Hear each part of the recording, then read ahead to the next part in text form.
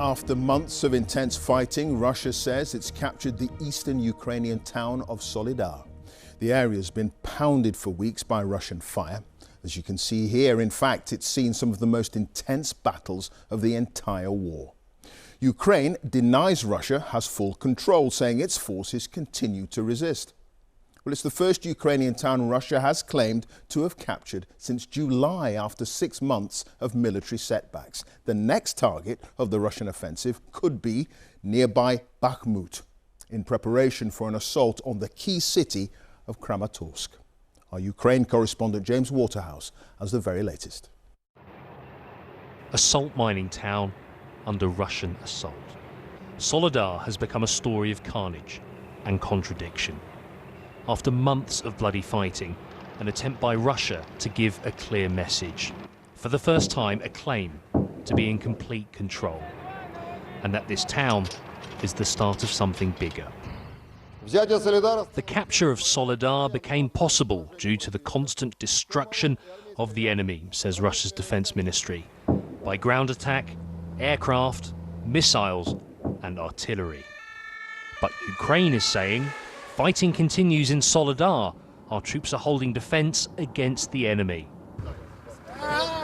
Ukraine has resisted Russia's attack here for months. The price is getting heavier. We will never give up. This is our Soledar, our city, and we will not give it to anyone.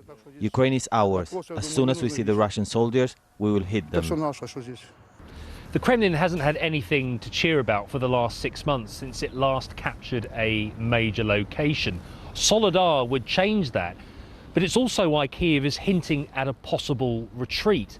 It's because the last time a city fell, Russia made minimal gains and Ukraine retook swathes of territory elsewhere. It's also why Soledar is unlikely to alter the course of this war. We were in the nearby city of Bakhmut last weekend, an urban battlefield that couldn't have felt further from the politics of control. Ukraine is trying to portray its own momentum. The aggressor must be defeated on the Ukrainian land where he came, so that it won't be necessary to fight on the lands of other European nations later. And we need to do it now, so that Russia does not get a break, does not have time to adapt and restore its strength. This year is crucial. More Western weapons are on their way to Ukraine. The fear is, without them, Russia's advance might not stop at Soledar. James Waterhouse, BBC News, Kyiv. Our international editor, Jeremy Bowen, is here. Some perspective now, Jeremy. How important is this region? Well, Soledar, I was there last summer. It's a really small town. It's on a hill, so that's quite useful for artillery. But I think for the Russians, it's more symbolic. And it may be a sign, and you could hear that from what Zelensky was saying in that clip just now, saying that the time is now, we need more help.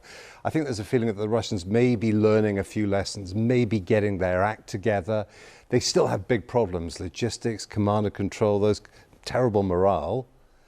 But this is a victory, and they've had a lot of setbacks, so they're going to be, I think the view from the Kremlin's improved. Okay, so a morale boost, but longer term, what's your reading of where the war is going? Well, here is a remarkable stat for you, Clive. Ukraine has been firing as many heavy artillery shells in a week as the US makes in a month.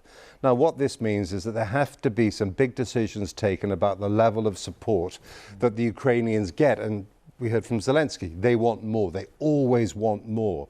Now, there have been some of the taboos about what they can have gone. They're getting Patriot missiles. There's talk of tanks now as well. But the fact is, to get to a state where they can actually try and get towards a victory, then they're going to need a lot more than that. The US Navy Secretary has said, look, they're getting so much stuff at the moment by the summer, the US Navy might have to choose between arming itself and arming Ukraine. But to get to the victory point that they want, then the West and the Americans are going to have to make a big commitment in terms of real war economy type sacrifices and supply. And that commitment has not been made. Okay, Jeremy, thank you. Jeremy Bowen, our international editor.